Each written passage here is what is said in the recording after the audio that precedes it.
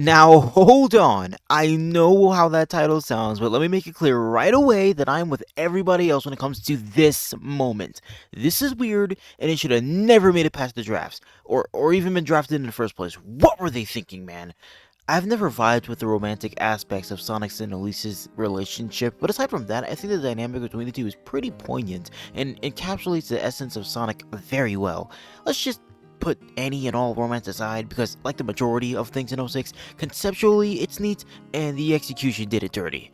Sonic, you know him? I know him. He's a free spirit who is always unabashedly true to himself. Keeping to his steadfast ways, he's always on the move. He isn't just free, he is the embodiment of freedom. On the other hand, we have Princess Elise, who, as far back as she can remember, has not been free.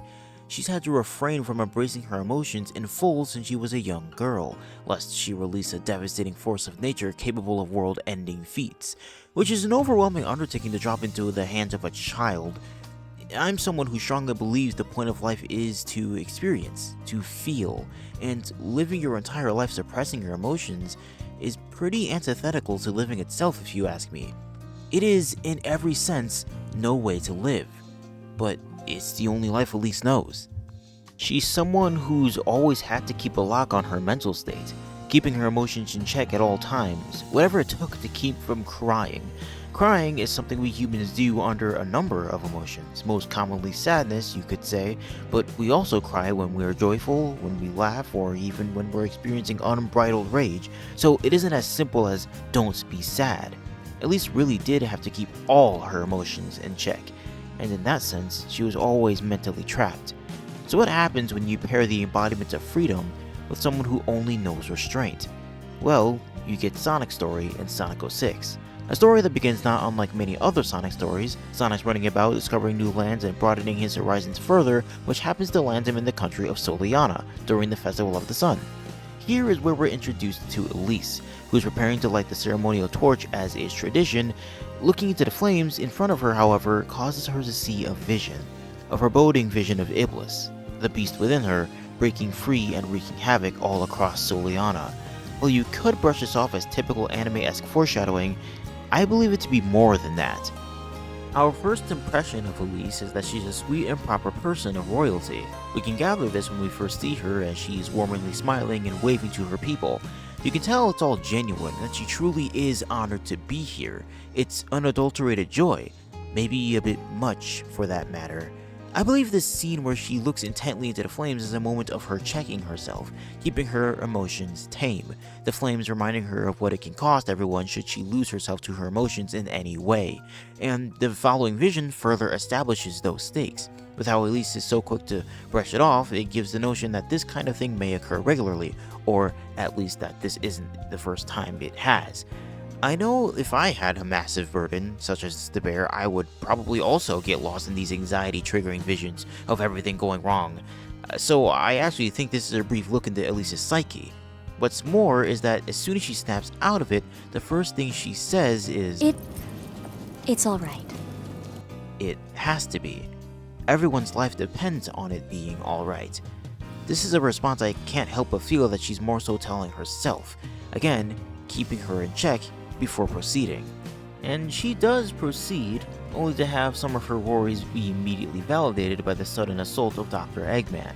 This is where Sonic and Elise first meet, with him coming to her rescue. Why does she mistake him for Silver? I guess I get why, considering the full context of 06's story, but I never really dug this, and it's not like it ever comes up again anyway, so why even have it happen in the first place? Whatever, man. From this point onward to around the end of Sonic's story, it can be watered down to Elise being taken and then saved only to be taken once more, then saved again, but there are a few nuances that I like to point out between those moments. For one, a notable instance is when Elise is held captive in Dusty Desert. We get a moment of Elise by herself and what's on her mind, which is her father's words comforting her, telling her that she's a good girl and not to cry no matter what happens. This again, it gives us a window into Elise's psyche and inner turmoil with how she's always has to refrain from caving to her emotions. I can only relate to this so far, but if I were locked up away from everyone I knew and cared for, I would be feeling emotionally overwhelmed and panicked, as she no doubt is as well, hence why she may even be having these words echo through her mind. Before she can get too lost in her head, however, Sonic and Tails show up to rescue her once more. Sonic, who arrives to free her, becomes a beacon of freedom as she likely begins to associate him with it.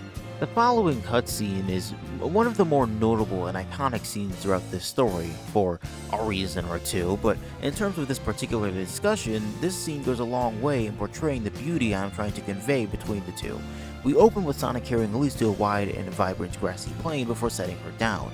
Elise expresses her gratitude for Sonic's aid before hallucinating an injury on Sonic's arm.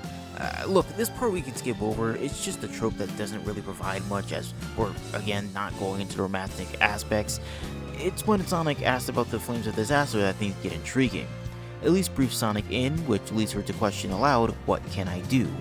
Thinking of both the Flames of Disaster and Dr. Eggman causes her to feel powerless, trapped, with her not knowing what to do, which I don't think is a coincidence, as both of them have trapped her in different ways. As I said before, the Flames of Disaster have had her trapped mentally for as long as she can remember, and now someone is out to keep her trapped physically. With this in mind, it's easier to understand her powerlessness in this moment, but once again, Sonic doesn't let her stay in her head for long. He takes her by the wrist, and instead of getting through her with words, he does so with action. He runs on ahead, pulling Elise along, which forces her to keep up. Elise says she can't run that fast, but that isn't the point, and Sonic dismisses that by saying, "Don't worry! Just raise your head and run!" on the surface, this may seem like a completely unrelated and ineffective means of trying to help anyone feel better, but if we view it less literally and more symbolically, it begins to make more sense. We've seen time and time again that Elise is the type to be overcome by emotion. She gets trapped in her own head and drowns in her insecurities, all while remaining idle.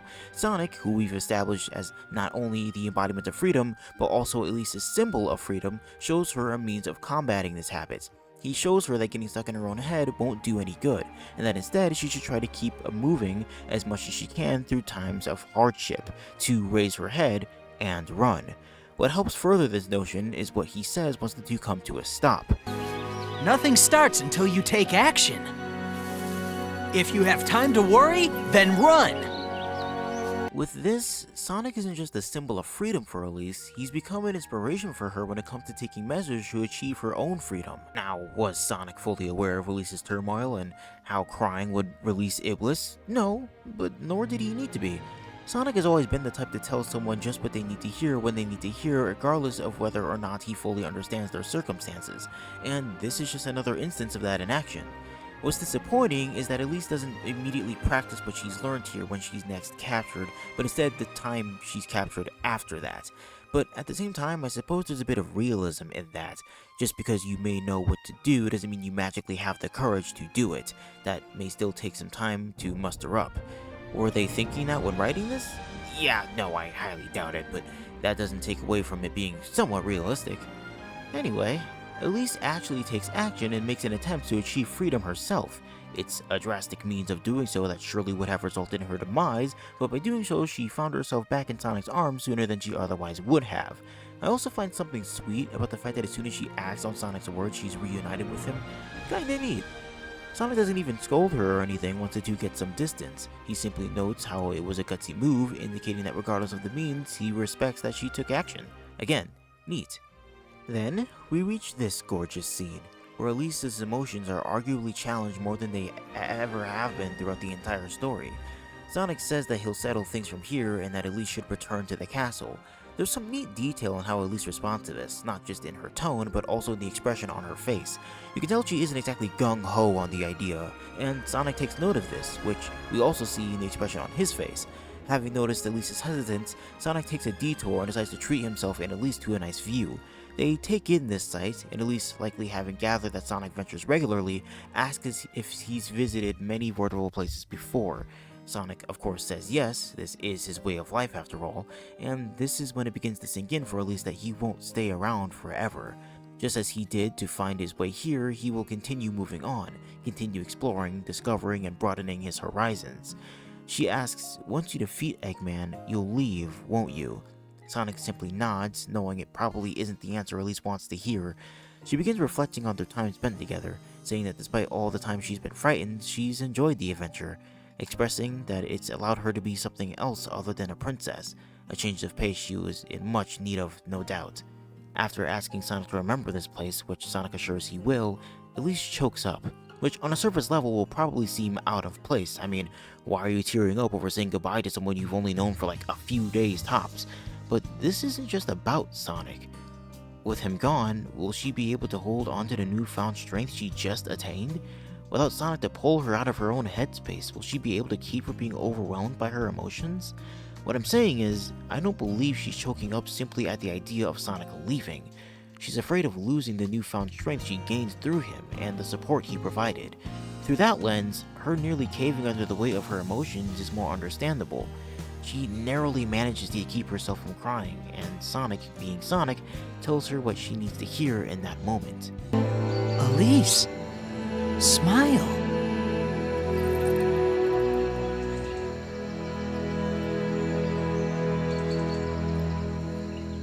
While there are more cutscenes throughout Sonic's story past this point, they admittedly don't add much beyond what I've already covered. However, it is nice that things kinda come full circle in the final cutscene of Sonic's story, where Elise points out a potential route for Sonic to take and for them to make their escape. She's thinking proactively here, and when asked if she's scared, she simply replies using his words. Aren't you worried? If you have time to worry, then none, right? That's neat. Having dissected the dynamic between Sonic and Elise in this light makes me see where the romantic potential comes from.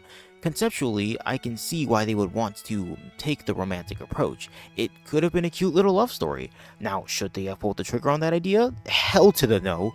But on paper, they were onto something. And yes, I really did spend the last 10 minutes just to defend the concept of Sonic's story in Sonic 06. Sonic and Elise had a cute dynamic. I'll say it, I'll admit it. A story of a trapped girl and a free boy coming together, and this boy showing her a better life that she never would have discovered without him, or otherwise. You know, it can be kind of touching. They kind of had a little something there. And that's the beauty of Sonic X Elise. Not literally. This still should have never happened. It's not the actual ship. Anyway, I appreciate it if you actually heard me out until the end. Impressed, actually. I feel the title alone would have been enough to turn away most, but that's the video. Thank you for watching, and comment they had something on paper if you made it to the end. See you in the next one.